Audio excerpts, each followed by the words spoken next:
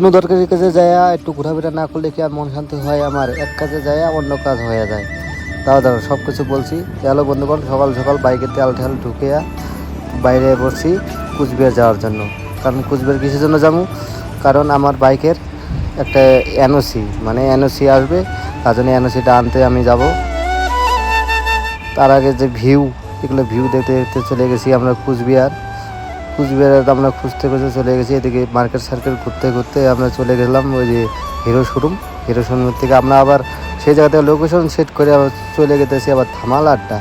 বাপরে, ধামাল আড্ডা এদিকে তো দেখি ও ধামাল আড্ডাই না, আরও অন্য অন্য দুনিয়ার এই রেস্টুরেন্ট আছে, এগুলো এখন কী করে। আর এই যে সেই ধামাল আড্ডা মোবাইলে দেখি একরকম, আর এই জায়গায় তো দেখা যায় আর এক রকম।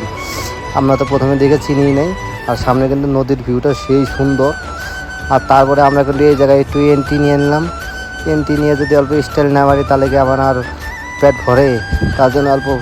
তারপরে আমরা ভিতরে যাই বসলাম, আমাদের এসি রুমে বসতে কইছে, আমরা এসি রুমে বসি নাই কারণ আমাদের আর আমরা অর্ডার দিয়ে অর্ডার চলে আসলো আর পরিবেশন করে নিলাম। আর অল্প ঘুরে ফিরে নেই। আর এই দিকে নদীর এদিকে নৌকাটা আছে, নৌকাটা তো খুবই খারাপ, তার জন্য নৌকার মধ্যে চড়া হয়নি।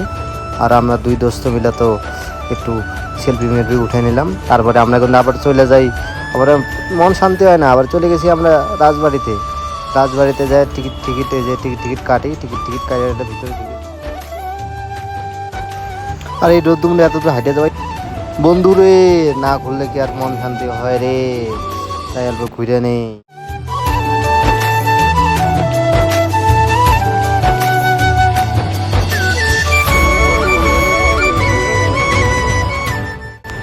আর আমরা কিন্তু চলে আসি রাজবাড়ির পিছনে, এই জায়গায় বসে বসে হাওয়াটাও খাইয়ে নিই, কারণ গরমে তো তাতা পরে হয়ে গেছি।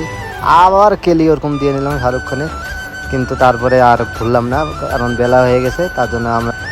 তো ব্লগটা ভালো লাগলে সবাই লাইক শেয়ার করো আর সাবস্ক্রাইবটা করে দিও।